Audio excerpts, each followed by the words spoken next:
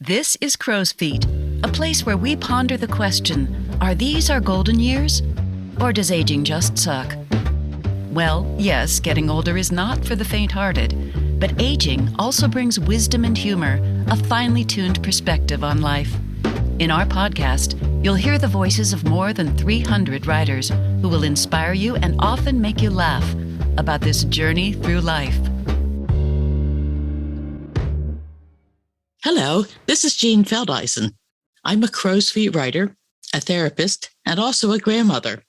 Lately, I've been hearing a lot about grandparents who are raising their grandchildren.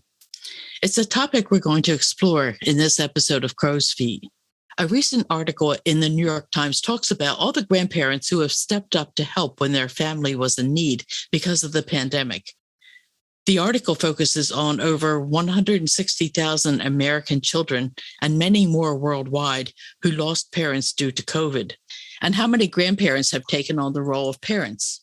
While the pandemic has increased the need for grandparents to step in and become caregivers, according to the 2019 U.S. Census, over 6 million children live with grandparents, and over 1.3 million of them depend solely on the grandparents' support.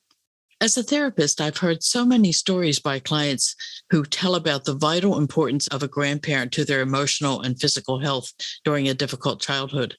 Indeed, grandparents have been playing an essential role in the lives of their grandchildren for a long, long time. So today we're going to talk to Lee Bentch. Lee is a Crow's Feet writer and also a grandfather. I first met Lee through a story he wrote about what it's like to live with and cook for his 5 grandchildren. I had to know more. He's with me today, and before we talk about his experience living in a multi-generational household, Lee's going to read that story. Amazing things happened when I turned my kitchen into a buffet. My blood pressure went down.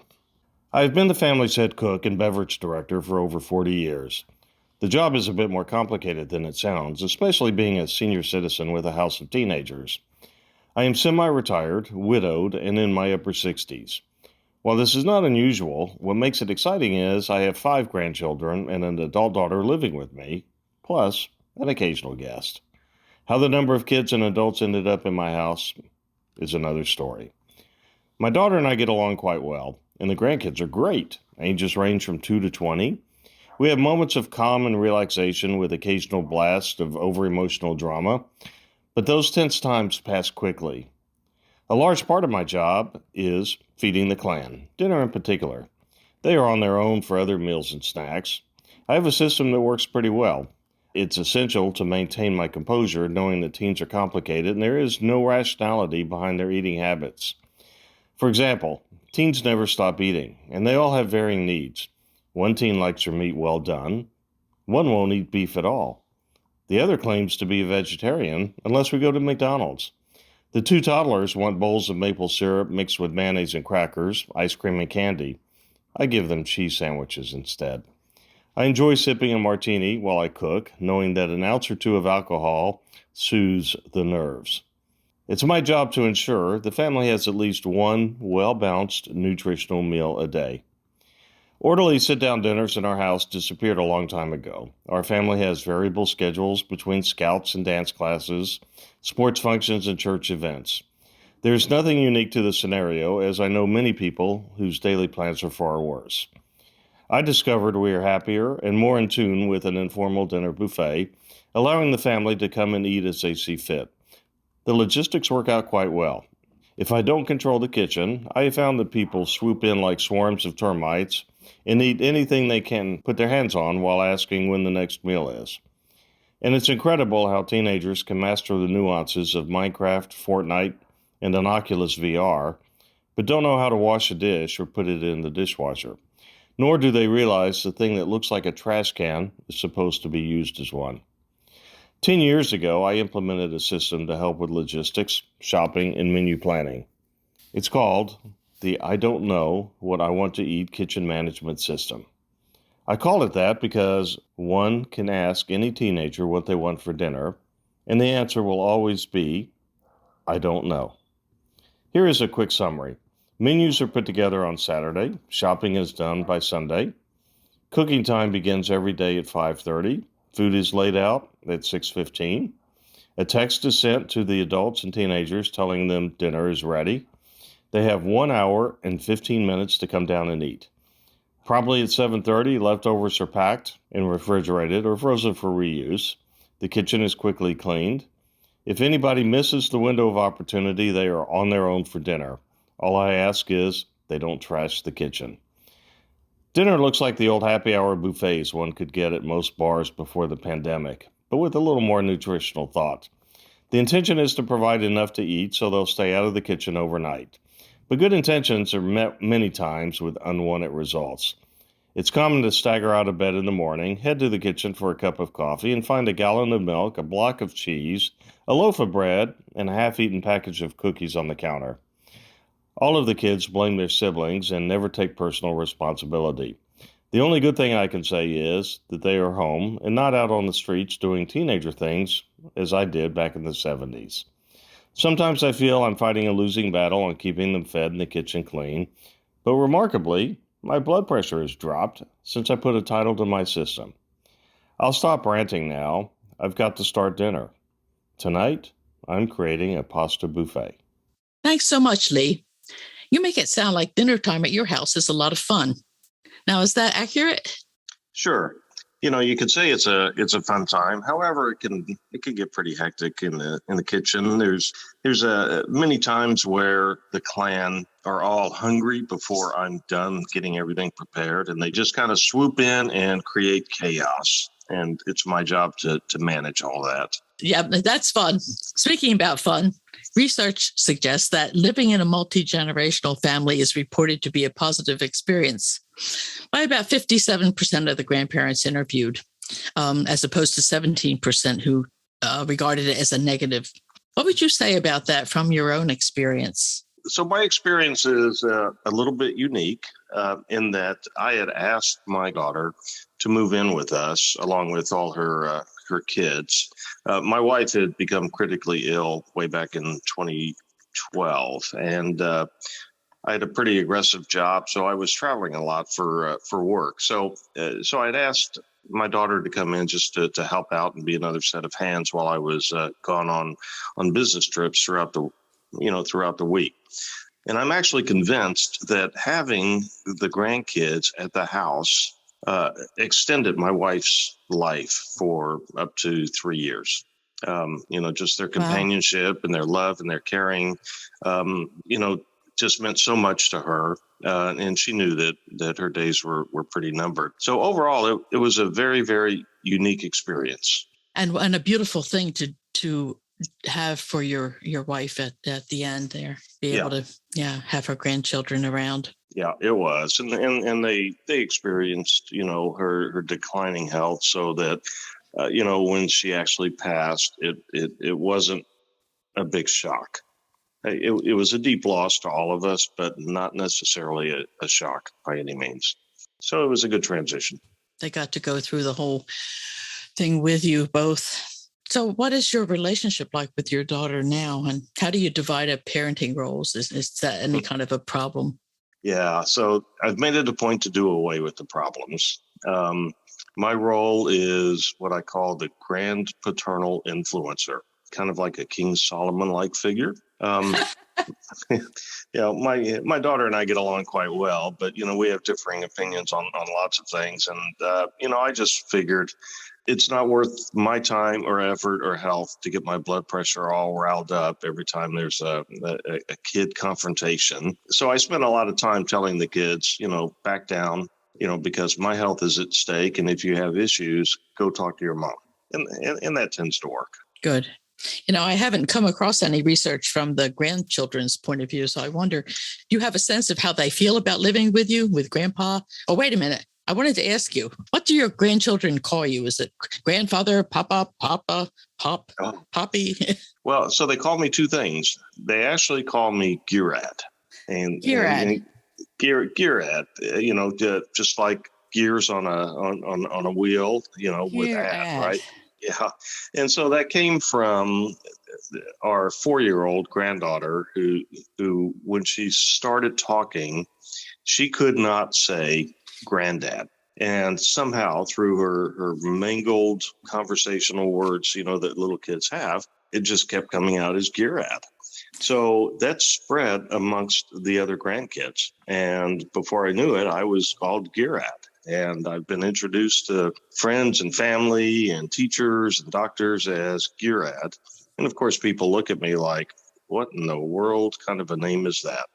But when I tell them the story, they understand. So I get called Girad, but now it's evolved more towards Granddad. Okay. Occasionally, I tell them, just call me God, which stands for Grand Old Dad. So back to my original question was, how do you think they feel about living with you?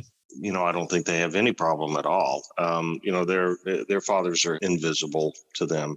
It's a unique situation between my daughter and her companions in the past, and some medical issues that somehow finally came to light that conventional birth control just wasn't working effectively, and that's how she ended up with 5 kids. So to them, I am, the male influencer in their life. Yeah. And I jokingly tell them that they just keep me around for finance, food, and transportation. Well, actually, research from the Pew Institute talks about the 2 most common reasons for establishing a multi-generational household being finances and the need for childcare. You want to just talk about your reasons? Sure. So, I have a large house, and it just makes sense for, my daughter to live with me instead of being out on the streets struggling to pay rent in substandard housing. So there's a financial layer there.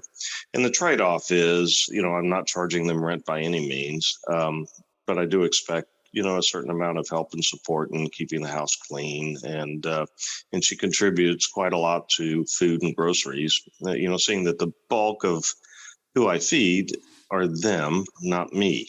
All right. So it's just kind of this homogenous mix of, me being landlord, granddad, overall seer of the house. And the kids tend to enjoy that and appreciate it. It gives them some structure. Yes, it does. I've been reading that I think the census reports that 2019 census that 10% of grandparents are playing a role in raising their grandkids. I wonder if you've noticed this trend in other people your age. Do you have family or friends who are helping to raise their grandkids also? Yes, actually, I do. It doesn't take long to look, far beyond your own life to realize that there's other people in situations equal to, or in some cases more challenging than my environment. So my colleague and founder of the company that I currently work for, he's pretty much in the same scenario. He's got 6 grandkids through multiple channels, and 2 of them are living with him and his wife right now, and the other 4 pretty much come and go throughout the week. And his role is pretty much the same: overall caretaker and oversight and help and support to his kids while they're struggling to raise their kids. Yeah, I've noticed that with a lot of my friends as well. Yeah. It seems more common than it used to. Some sociologists are saying that the nuclear family is a thing of the past, and that since 1971, the number of people living in multi-generational households has quadrupled and shows no signs of slowing down. What's your sense of this? Does this seem like a good thing or a bad thing? I think it's a good thing. I come from a very tight-knit family in a way, and for years and years and years, my parents have been integral parts of the growth of my family, as they were with the growth of my brother's family and my sister's family. So to me, just family involvement is the thing to do, without question. Even after I got married and pulled away, my parents bought a house that was literally a mile away from where I live, and then another mile away from where my brother lived. They positioned themselves right in between the 2 of us, so that they could provide equal help and support and have access to multiple sets of grandkids. Yeah. And it worked out real well, right? And we were all together 2 or 3 times a week for various reasons: family dinners, happy hour drinks, gaming nights. And, the kids just loved it. Yeah, I had a similar experience with the extended family on both sides. I feel like they helped to raise me, which Yeah. is a good thing. To me, it's a natural thing to do. So let's talk a little bit about anything unexpected that came up. Were there any consequences, good or bad, that you or your daughter didn't anticipate when you made this arrangement? Of course, things have changed since she first moved in. The reasons are different, but anything that you didn't expect? Yeah, well, yes, actually. So once I had moved in, things were going pretty well. And then, my wife passed in December of 2017. My daughter was actually pregnant. And in March of 2018, about 3 months after my wife passed, my daughter delivered. The baby is healthy and she's a great little girl.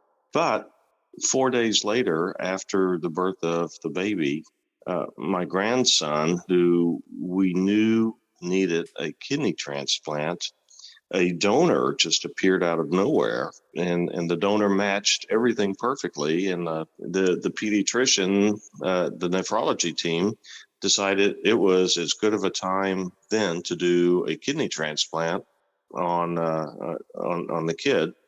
And we had been projecting a donor not to be available for upwards of 2, possibly 3 years, not necessarily 4 months. So it really caught us off guard.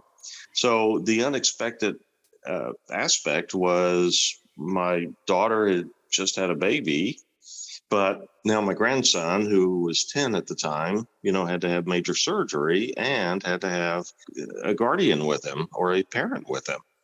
So I ended up taking the ball and rolling with it. I moved into the hospital with him and lived at the children's hospital for 6 weeks, and was his overall parent and guardian and medical power of attorney, and basically got him through, the surgery and the rehab that went along with it. Yeah.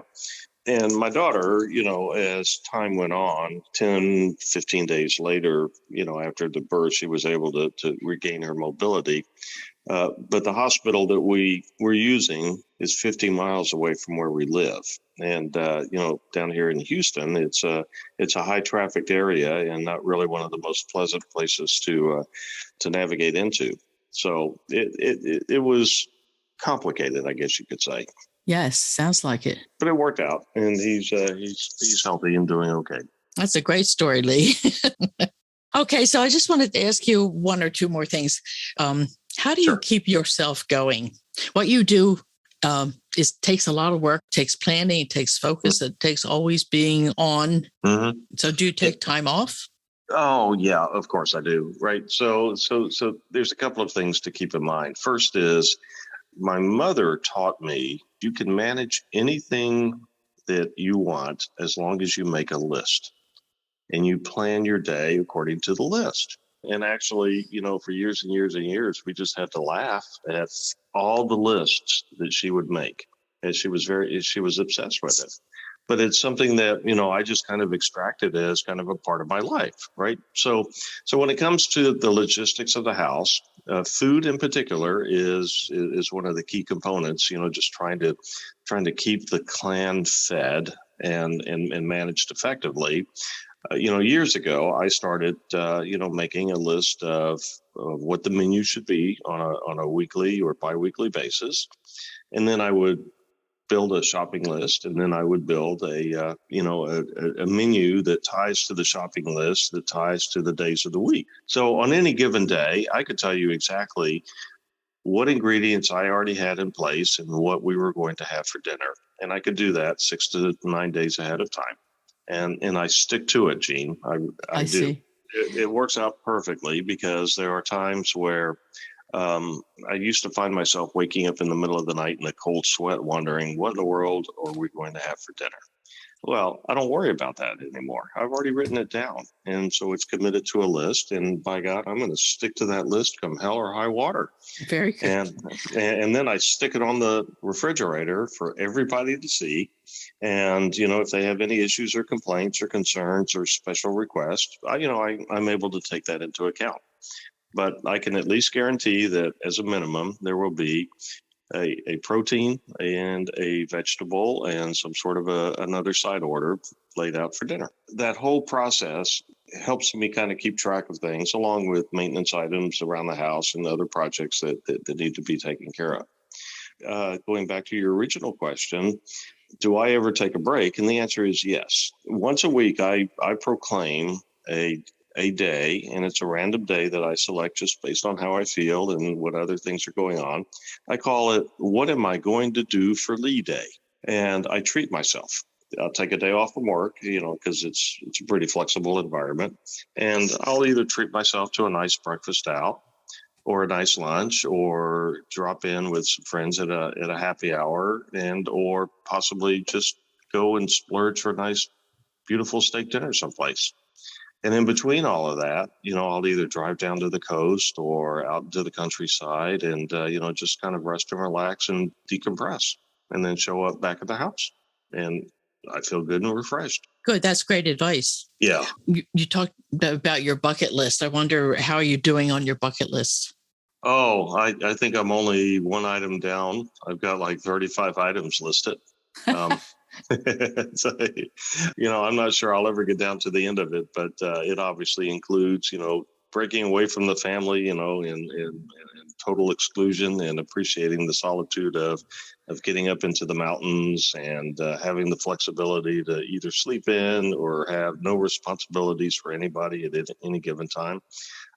So, I envision ultimately becoming a Christmas card granddad instead of the guy there at the house making Christmas breakfast and Christmas dinner and dealing with the chaos of presents. I just want to be the guy that sends the family a Christmas card and says, have a great day.